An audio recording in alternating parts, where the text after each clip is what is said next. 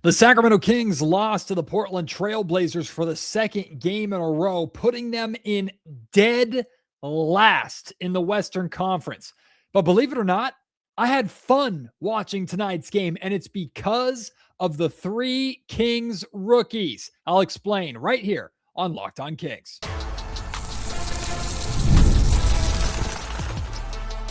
You are Locked On Kings, your daily Sacramento Kings podcast.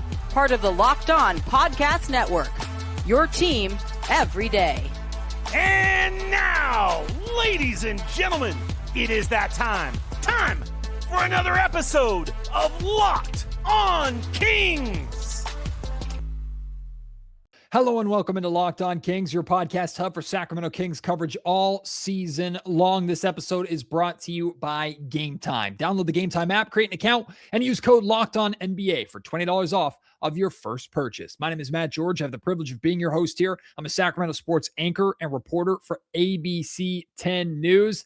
And yes, even with the 98-93 loss, knocking the Kings down to a record of 6 wins and 22 losses, good for dead last in the Western Conference, I had a good time in the Golden One Center tonight. It was one of the more entertaining games of the season for me. Now, I know the bar is super low, like don't trip on it low, and maybe it's just this season has been so miserable to this point that any little bit of positivity is extremely enjoyable at this point. But this is another one of those games where in terms of long-term and short-term success, it went about as well as you could hope for it to go, right? The Kings lose. They maintain really, really good draft lottery position, and their young guys shined. The best parts of this game for the Sacramento Kings came from their young guys, especially their 3 rookies. These 3 young men made this game very enjoyable to watch. From my perspective, and the crowd inside the Golden One Center, I thought enjoyed theirself a lot more than a lot of the home losses or massacres that we've seen so far this season. The first guy I want to talk about is Dylan Cardwell. Undrafted, 2-way rookie who is just an energy demon. Right, this guy is so much fun. I was joking with Chris Watkins and Brendan Nunez, 2 good friends of mine from Sacktown Sports 1140. Those 2 guys I play NBA 2K with a lot. We like to play My Player together. And we were joking that Dylan Cardwell is the type of build you make in My Player when you can't score or you're just simply tired of getting scored on or not getting the basketball when you're playing with a bunch of selfish random teammates. So you just make this build that really has no offensive bag, but just block shots and rebounds. And it's a lot of fun to play. I really enjoy that role. And you can tell Dylan Cardwell has a lot of fun being the type of basketball player that he is. One of the biggest advantages that Dylan Cardwell has in the NBA is he has 100% confidence in who he is. He knows exactly what he is on the basketball floor at the NBA level. That doesn't mean he doesn't want to improve in other areas. That doesn't mean he wants to become a better free throw shooter, improve his offensive bag, be able to space the floor a little bit. Of course he does. But Dylan knows his strengths. He knows what he brings, and he knows what the Sacramento Kings and any team needs of a player like him. He knows what got him to the NBA, got him this opportunity as a 2-way player, and he's delivering on that front. 4 points, 8 rebounds, 5 blocks in 21 minutes tonight. And after every block, he's a showman. He's a showman. He's turning to the crowd. He's hyping the crowd up. He's making hand gestures and just having fun. And the Golden One Center crowd, the Sacramento Kings fan base in general, we just respond to that. If you play with hustle, if you play with energy, if you find joy in the little things, the busy work, like Kings fans love that. Especially in a season that's going this poorly, in a season that, unfortunately, a veteran-laden roster has at times straight quit or not played hard enough or played well enough to the level of the expectations of this fan base. You have someone like Dylan Cardwell who steps on the floor. You know exactly what he's going to give you. You don't have unrealistic expectations, and he just puts on a show. Kings fans respond to him. And then like at the end of, was it the first quarter or second quarter, I think it was the end of the first quarter, Dylan Cardwell hits a turnaround fadeaway jumper to beat the shot clock late in a possession in the first half. Like, where did that come from? I have no idea if he's ever practiced that shot, but he hits that shot. The Kings get a stop on the other end. And then Cardwell, as both teams are heading to the bench, Cardwell's letting out a roar. He's like pumping his chest. He's firing up the Kings crowd. Like, in a season that's been this brutal to watch and this not fun, Dylan Cardwell injects energy and fun into the game again for Kings fans. And I love what he brings. And in a way, Malik Monk hasn't played the last 2 games. He's been a DNP, a healthy scratch. The last 2 games, we'll talk about Malik Monk and Keon Ellis and little trade chatter, not so much rumors necessarily, but just stuff that I've heard in trade-related conversation around the 2 of those guys. We'll talk about them a little bit later on the podcast. But one of the things that Malik has been known for in his time here in Sacramento is changing the energy when he comes into the game off the bench. Well, with Monk's absence, Dylan Cardwell did that in his own way, except as a center. I'm not saying Cardwell is as important or as good as Malik Monk is, of course, but he filled in for that lack of that Energizer Bunny role that Malik has played that he has not provided over the last 2 games because he hasn't gotten in over the last 2 games. I asked head coach Doug Christie after the game about Dylan Cardwell, his connection to the fans, who, of course, Doug Christie is very familiar with. Here's what DC had to say. Doug, speaking of Dylan, you know what it is to have a connection with this fan base. He seems to feed off them and them him with just his reactions, even after blocking shots. Yeah. What do you make of the importance of that and what that brings to a team? I've said many times Golden One Center is going to define itself at some point, and that's going to be, obviously as we continue to compete, then we start to learn to win, and all of a sudden it starts to define itself, and it defines itself with guys like that who play like that, and they know what to expect when he hits the floor and the energy that he brings and the passion that he brings and how he goes about his business on a night-to-night basis. So super, super proud of the way that he got out there and played tonight. Nique Clifford also had one heck of a basketball game. I thought Nique, one of his best games as a King by far, just the second time this season where he's taken 10 or more field goals, and he was shooting really well. 12 points, 5 of 11 from the field, 2 of 6 from three-point range, 5 rebounds, a couple of steals, just making really good decisions. And I've been saying that a lot about Nique over the last handful of games. His decision-making, his basketball IQ, that jumped off the page really when he was drafted into the league as an older rookie. But it was always kind of like, he makes really good decisions, but the shot's not falling, but the offense isn't quite there yet. Well, he had the really good decision-making and the offense was there. He was really physical on both ends of the floor. He was attacking on offense, not shying away from the contact. On defense, did a phenomenal job playing defense at times, like clamped up Shaedon Sharpe, had some really good defense on Chris Murray at times. He just played really, really solid defense, which was nice to see from Nique. He actually there was a play where it looked like, I think it was Robert Williams, but the Blazers got out in transition, looked like they were going to have an easy dunk. And Nique comes flying in and fouls him hard and makes him earn it at the free throw line. Like just stuff like that, like good hustle, good physical basketball from Nique. And we also got a glimpse at like his 3-level scoring. In the first quarter alone, Nique had 7 points. He was 3 of 3 to start the game, all in the first quarter. His first bucket, he knocks down a corner 3 in transition. Great find by DeMar DeRozan. Nique sets his feet, knocks down the corner 3. Then he attacks the basket, takes the contact, shows off the touch around the rim, finishes aggressively. Then like a minute or so later, gets the ball at the top of the key in isolation, late in the shot clock, one-on-one, gets to a mid-range jumper, knocks it down. Like 3 very different shots, and Nique hit all 3 of them. Shot him with confidence. You love to see that. So a really, really good game from Nique Clifford. Great to see, and looking forward to seeing more of that, hopefully consistently as this season goes on. And then Maxime Raynaud, remember, he dominated in Portland. Played really well on Thursday night in Portland. Got off to a bit of a slower start, but then in the fourth quarter, he took over this game. Max finished with 17 points, 11 rebounds. He had another double-double. What I love is that 6 of those 11 rebounds were on the offensive end. He's getting more physical, crashing the glass. We know he has the wingspan. We know he has the height. He's 7 foot freaking 1. But so many times, like I've been noticing and going back to Summer League in the beginning of his rookie season a couple months ago, like it was like, he's not going up with 2 hands. He's not physical enough. He's playing a little bit soft. And of course, he could still get stronger. He will still get stronger. But we're seeing him have more of a nose for the basketball, putting himself in the right positions, boxing out. Like he's improved on that end, and 6 offensive rebounds is a great sign. That also had a steal. In the fourth quarter, he scored 13 of his 17 points, was 5 of 9 from the field. Max started getting that two-man game going, getting the pick and roll going, but he did it with both Russell Westbrook and Dennis Schroeder, which to me is encouraging because we've seen Max look really good in the pick and roll over the last week and some change, but most of the time it was with Russell Westbrook on the floor. So it was, okay, how much of this is Max getting better?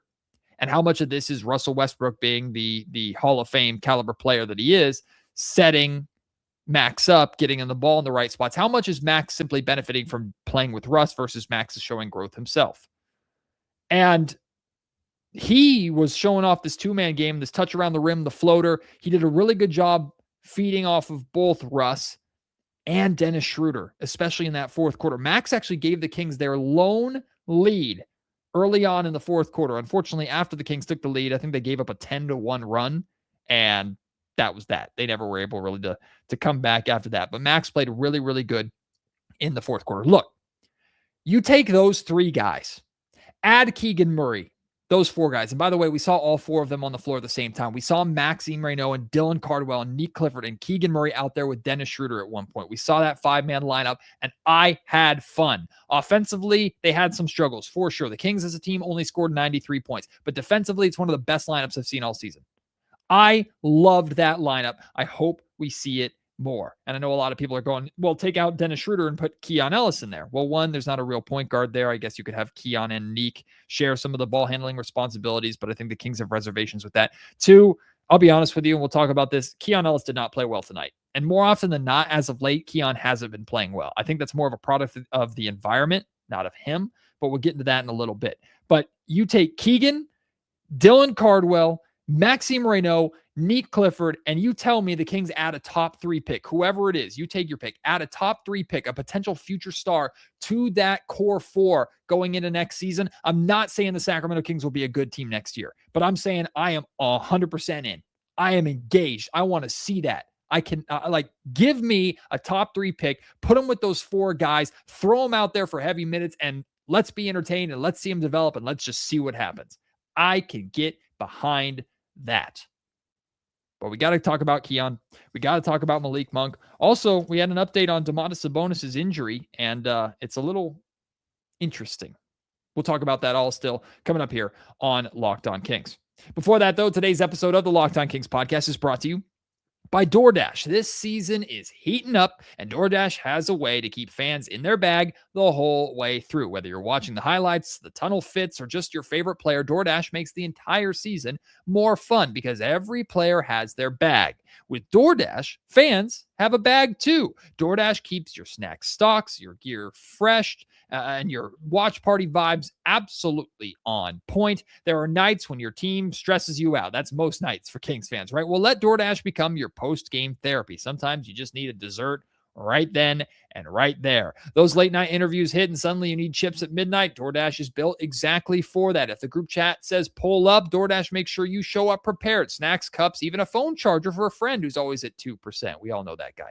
From tip off to overtime, stay in your bag and order on DoorDash. Get snacks, drinks, gear, whatever gets you through the season delivered right to your door. DoorDash in your bag all season long.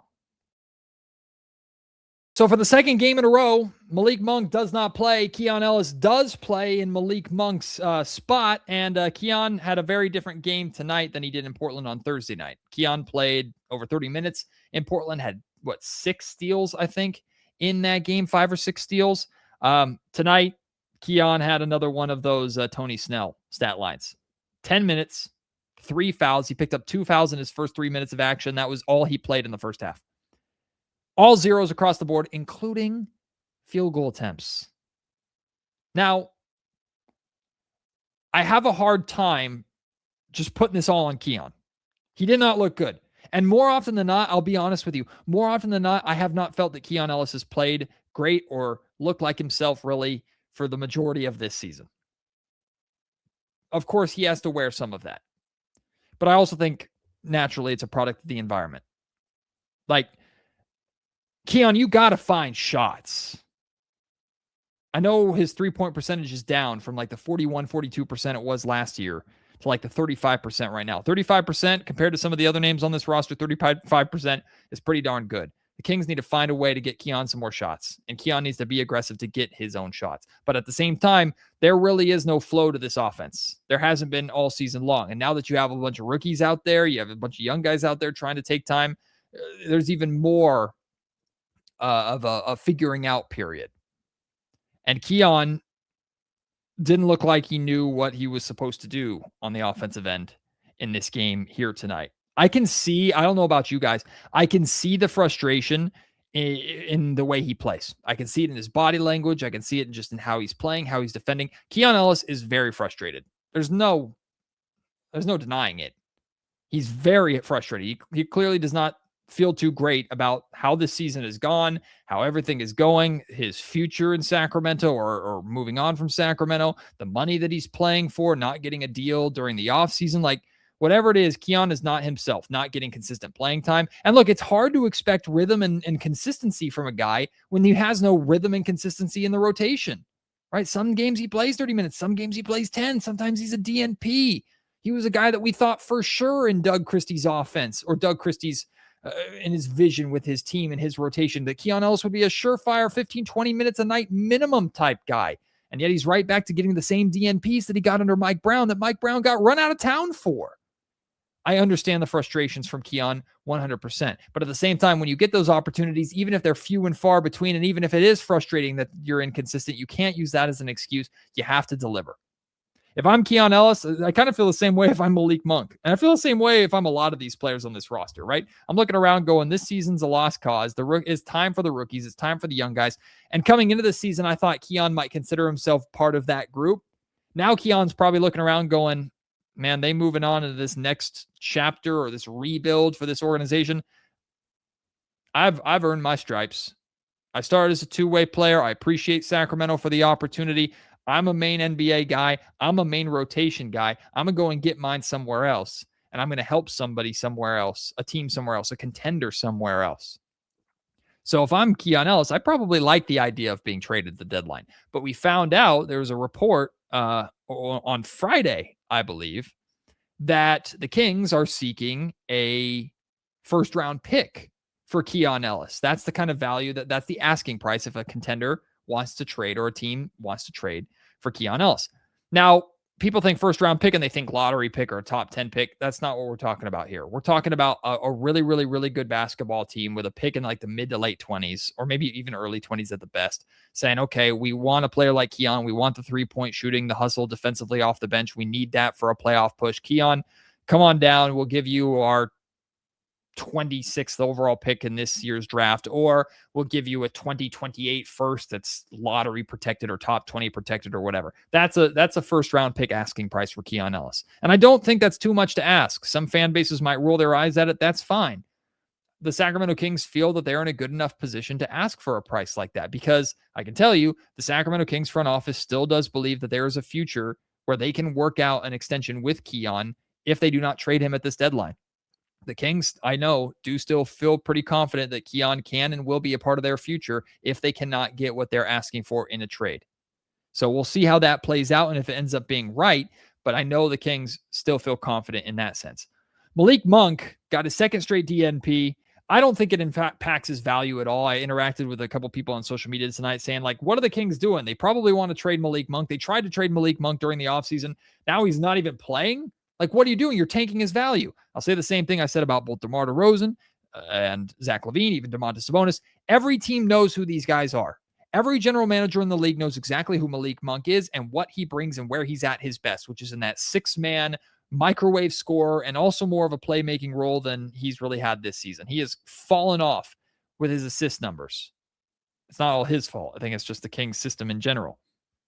But teams know who Malik is. And I can tell you, the teams have checked in on Malik. There are teams out there that are interested in Malik Monk if they can get him for the appropriate price. And he is one of those guys, like I said, that he and DeMar DeRozan and Keon Ellis are probably the top three in terms of players that the Kings can actually get value for at this trade deadline. Not tremendous value, but appropriate value. They're not just selling them off for the highest bidder. But Doug Christie was asked about Malik after the game and his decision to DNP him for the second straight game. Here was Doug's explanation. The decision to go with Keon, similar situation when Keon wasn't playing. Malik was the one. It's a log jam there. We're 6-22. We're trying something different. I mean, we're going to turn over all the rocks and try to make sure that we are locked in on that. So not necessarily permanent. No, not at all. Like I told him, stay ready. You don't know. Your number may be called, and when it's called, you got to step up the same way that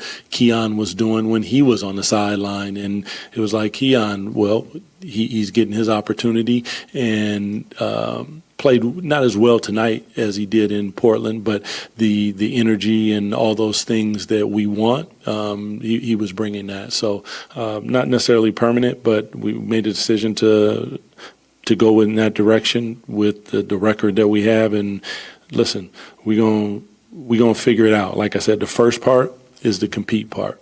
That is escalating in the right direction. Now it's going to be learning how to finish. These aren't games where we're down by 20 and losing by 30 points. These are games that are close, and now we have to figure out how to execute, make free throws, playing with different lineups. How do those lineups look? This is not the lineup that we necessarily saw that we or thought that we would get at the beginning of the season. We've never played with our proposed starting lineup, not one time this year. So right now we're searching and trying to make sure that we're putting a product out there that the fans are absolutely proud of. And that's just the bottom line.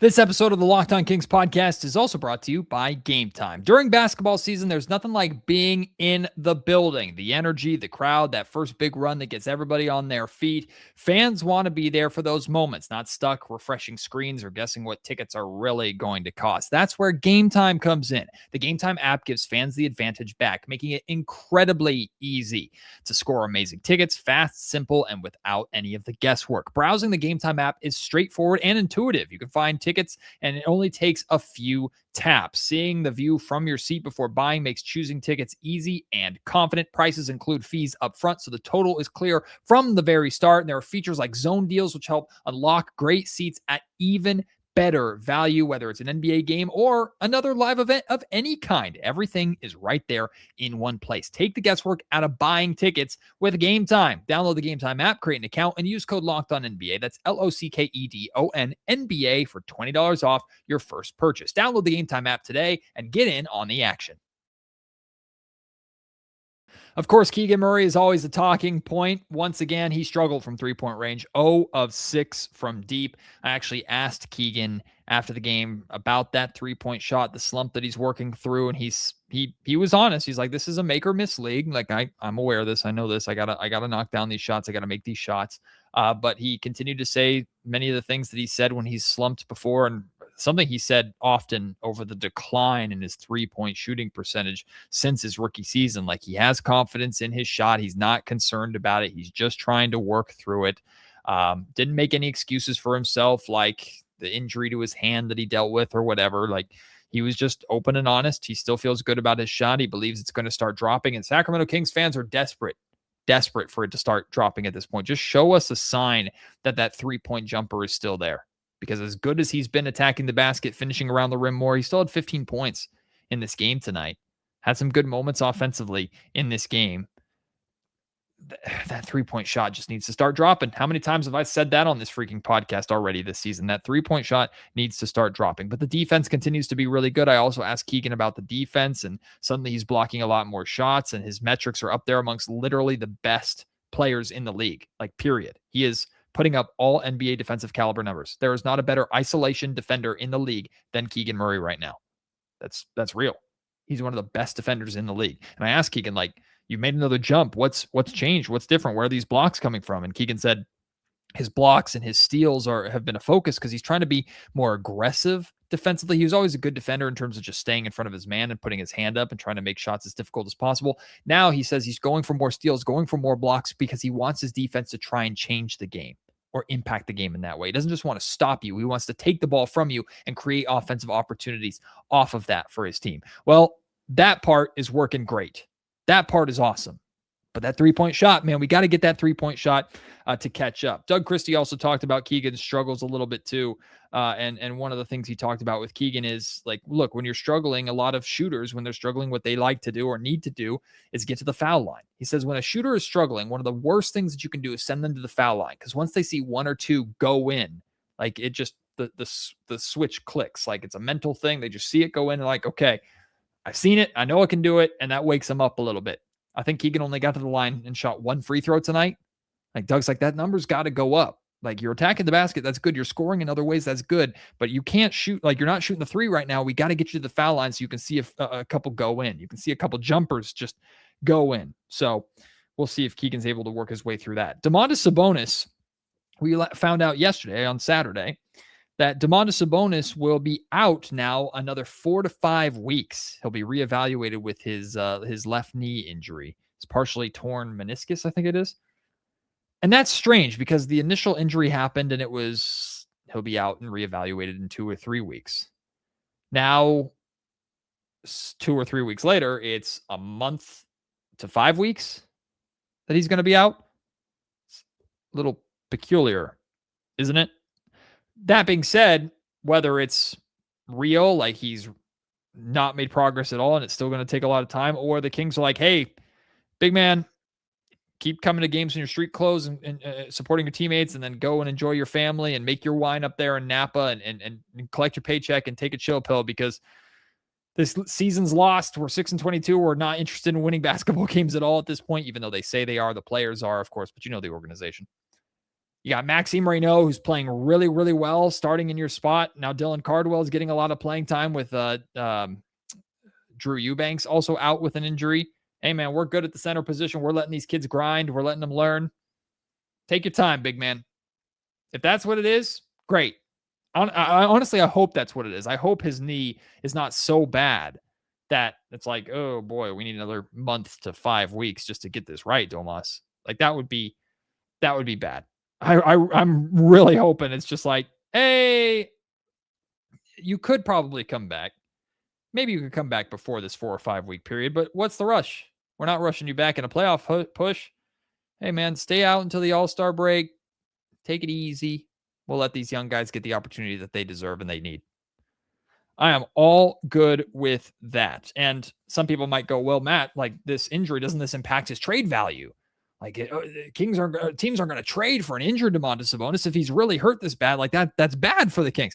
Well, one, I never believed that the Sacramento Kings were going to be able to trade Domantas Sabonis. They could technically, but because of his contract and his circumstance, the situation, like I just didn't think that Sabonis was going to be moved. I don't think Zach LaVine's going to be moved either, but maybe they have a better chance of moving Zach than Domas. I don't know.